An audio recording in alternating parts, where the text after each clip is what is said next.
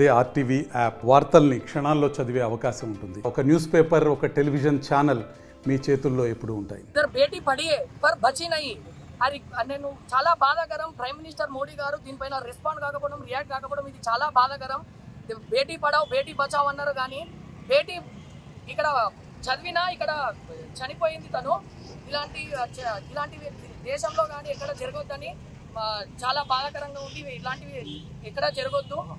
తర్వాత ఇంకా నేను రాష్ట్ర ప్రభుత్వం, కేంద్ర ప్రభుత్వం ఒకటే కోరుతున్నాము, మీరు సెక్యూరిటీని పెంచితే మీరు అక్కడ ఎంప్లాయ్మెంట్ని పెంచినట్టు కూడా ఉంటుంది. అలాంటి ప్రతి కుటుంబానికి కూడా లాభంగా ఉంటుంది. మేము కూడా చాలా ధైర్యంగా ఉంటాం సెక్యూరిటీ మీరు పెంచారని.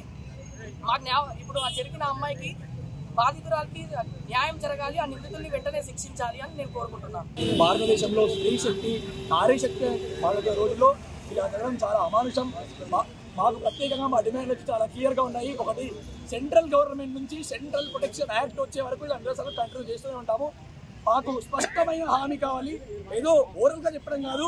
ఇలాంటివి డాక్టర్ల మీద ఎన్ని జరిగినా మేము భరించాం, ప్రజలకు సేవ చేశాం. కానీ ఇప్పుడు భరించడానికి మేము ఓపికతో లేము. మాకు ఖచ్చితంగా సెంట్రల్ ప్రొటెక్షన్ యాక్ట్ అమలు చేసి తీరాలి. అప్పుడు మాత్రమే మేము నిరసనలు కానీ ఆపుతాము. మళ్ళీ మా విధులు ఈ తరగతులకు వెళ్తాం. కలకత్తాలో ఒక రెసిడెంట్ డాక్టర్పై జరిగినటువంటి అత్యాచారాన్ని నిరసిస్తూ దేశమంతటా కూడా ప్రపంచవ్యాప్తంగా నిరసన తెలియజేస్తున్నాము. అందులో భాగంగా ఏదైతే ఈ అత్యాచారానికి పాల్పడినరో వాళ్లకు ఇమ్మీడియట్గా శిక్ష విధించాలి. అది ఎలాంటిదంటే మరొకరు అలాంటి నేరాన్ని పాల్పడడానికి భయపడేట్టుగా ఉండాలని మేమందరం కోరుకుంటున్నాము. ఈరోజు గవర్నమెంట్ ఏదైతే ఉందో ప్రతి జిల్లాలో మెడికల్ కాలేజీలు, హాస్పిటళ్ళు అన్నీ అప్గ్రేడ్ చేస్తూ పెంచుకుంటూ పోతూ ఉంది. అదేవిధంగా ఏ విధంగా అయితే పెంచుతుందో అదేవిధంగా ఇక్కడ రూరల్లో పనిచేస్తున్నటువంటి విద్యార్థులకు కానీ డాక్టర్లకు కూడా సెక్యూరిటీని పెంచి సరైన సౌకర్యాలను కల్పిస్తే ఇంకొంత మంచిగా పనిచేస్తామని చెప్పేసి సెంట్రల్ సెక్యూరిటీ ఫోర్స్ కానీ లేదంటే సిఆర్పిఎఫ్ కానీ ఈ విధంగా సెక్యూరిటీని పెంచి మాకు రక్షణ కల్పించాల్సిందిగా కోరుకుంటున్నాము. ముఖ్యంగా ఈ నాట్ ఓన్లీ డాక్టర్ల యొక్క అంటే సమస్య, ఇది సమాజం యొక్క ఒక పెద్ద సమస్యగా మారింది. ఎందుకంటే ఈ రోజుల్లో ఆడపిల్లలు, ముఖ్యంగా విద్యార్థినులు అందరూ గవర్నమెంట్ కూడా బేటీ బచావో బేటీ పడావో అని చెప్తా ఉంది, నిదానాలు ఇస్తుంది. కానీ వారికి సరైనటువంటి రక్షణ అనేది సమాజంలో కల్పించట్లేదు. ముఖ్యంగా యువత కూడా మద్యానికి మరియు మత్తు మందుకు బానిసలైతూ ఈ విధంగా తమ యొక్క అంటే అరాచకత్వాన్ని, తమ యొక్క బానిసత్వానికి లొంగి ఈ విధంగా మహిళలపై దాడి చేయడం అనేది జరుగుతుంది. కాబట్టి ఈ మత్తు పదార్థాలను కూడా నియంత్రించాల్సిన అవసరం చాలా ఉంది.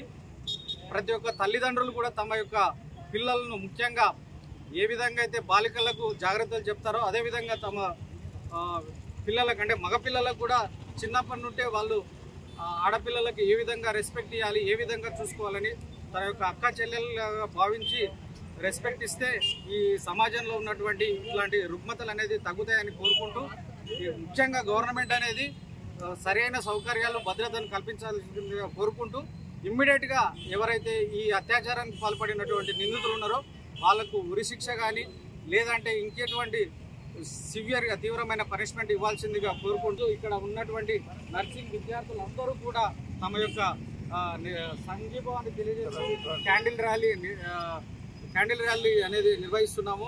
సుప్రీంకోర్టు ఏదైతే తీర్పు ఇచ్చిందో అది మెడికల్ విద్యార్థులకు అనుగుణంగానే ఇచ్చింది. కానీ మేము ఇంకా మాకు హెల్త్ మినిస్టర్ నుండి సరైన రెస్పాన్స్ వచ్చే వరకు ర్యాలీ ఇలానే కొనసాగిస్తాము. ఇప్పుడు ఏదైతే జరిగిందో అలాంటి ఇన్సిడెంట్ ఇంకోసారి పునరావృతం కాకుండా గవర్నమెంట్ ఖచ్చితంగా అన్ని దాని బాధ్యతగా చేపట్టి అవన్నీ ఇంకోసారి రిపీట్ కాకుండా చూసుకోవాలి. అలానే మెడికల్ కాలేజ్లో మొత్తం మెడికల్ ఫీల్డ్లో సెక్యూరిటీని పెంచాలి. సెక్యూరిటీ ఫోర్స్ని పెంచినట్టయితే దీనివల్ల అనేక లాభాలు ఉన్నాయి. ఒకటి, రాష్ట్రంలో మరియు దేశంలో ఎంప్లాయ్మెంట్ని పెంచవచ్చు. ఇంకొకటి, వర్క్ ప్లేస్లో ముఖ్యంగా ఆడపిల్లలకి ఎక్కడైతే వర్క్ చేస్తున్నామో రక్షణ అనేది ఉంటుంది. ఈరోజు ఎవరైతే ఒక ఆడపిల్ల ఇంట్లో నుండి కాలు బయట పెట్టిందంటే తను ఎన్నో బాధ్యతలతో పెడుతుంది. అంత ధైర్యంగా, ఇంకా దట్టు మెడికల్ ఫీల్డ్లో తను రాణించాలి అనుకుందంటే ఎన్నో బాధ్యతలు, తనకి ఎంతో ఒక స్ట్రాంగ్ ఏంతో వస్తుంది. మరి ఈరోజు అలాంటి ఆడపిల్లలు ఖచ్చితంగా ప్రభుత్వం రక్షణ లాగా సెక్యూరిటీని ఖచ్చితంగా ఇంప్లిమెంట్ చేయాలి అని మేము దానికోసమే డిమాండ్ చేస్తున్నాము. అది చేసే వరకు హెల్త్ మినిస్టర్ నుండి మాకు హెల్త్ డిపార్ట్మెంట్ నుంచి సరైన రెస్పాన్స్ వచ్చే వరకు కూడా ఈ నిరసన అలానే కంటిన్యూ చేస్తాము. సో గవర్నమెంట్ని వేడుకునేది అదే అండి. ప్రతి రాష్ట్రంలో కూడా ఇది ఇప్పుడు రాష్ట్రానికి సంబంధించింది కాదు, ఇప్పుడు ఏదైతే ఇన్సిడెంట్ జరిగిందో మొత్తం దేశానికి సంబంధించింది. ఇలాంటిది ఇప్పుడు ఎన్నో కేసులు జరిగినాయి, నిర్భయ కానివ్వండి, అభయ కానివ్వండి, ప్రియాంక రెడ్డి కేసు కానివ్వండి, ఎన్నైనా కానివ్వండి. ఇది ఇంకొకసారి పునరావృతం కాకుండా చూసుకోవాలి. దానికి తగినటువంటి సెక్యూరిటీని కానివ్వండి, మెడికల్లో చాలా ఇంప్రూవ్మెంట్స్ చేయాలి. అలానే ప్రతి ఒక్క అబ్బాయికి కూడా ప్రతి ఒక్క ఫెటర్నిటీ భ్రాతృత్వ భావం అనేది ఉండాలి. ఇంట్లో నుండి బయట అడుగు పెట్టినామంటే ఒక అమ్మాయిని ఎలా చూడాలి, ఆ భ్రాతృత్వ భావం పెరిగినప్పుడు ఖచ్చితంగా ఇలాంటివి తగ్గుతాయండి, అని 90% తగ్గుతాయి. హైదరాబాద్ సుచిత్ర సర్కిల్ కి ఒక విశేషం. మీ లలిత జ్యువెలరీ సుచిత్ర సర్కిల్ కి వచ్చేసింది. ఆగస్ట్ 18న బ్రహ్మాండమైన ప్రారంభోత్సవం. Lalitha jewellery, A block, green park avenue, Suchitra road. మీ లలిత జ్యువెలరీలో ధరలు చెక్ చేయండి.